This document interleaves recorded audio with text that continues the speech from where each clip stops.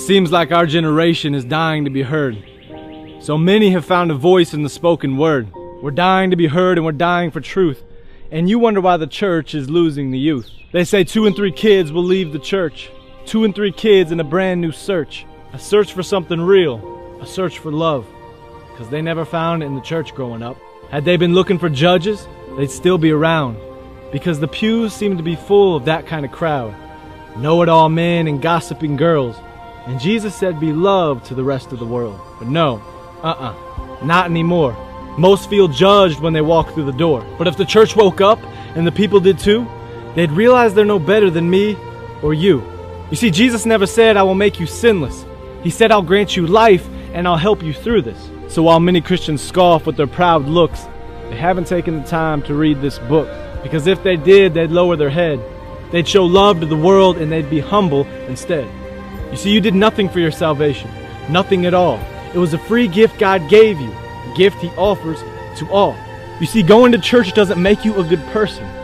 You aren't better than others because you listen to a sermon. If you're truly a Christian, then you know what you are. You were a desperate sinner who was struck by a star, hopeless and lost in your sin. So why is it self that Christians boast in? You see, Jesus despised the religious, the haughty and the proud.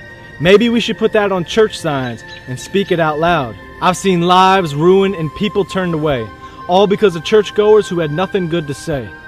People who claimed Christ but failed to live it. People who wanted love but failed to give it. People who the youth refused to follow. So the youth leave the church because to them the church is hollow, just filled with people with nothing good to say. And you wonder why our generation is walking away.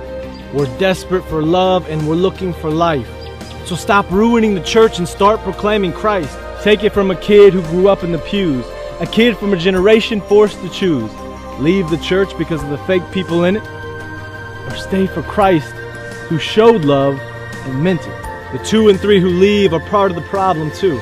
Because instead of being the solution, quitting is what they do.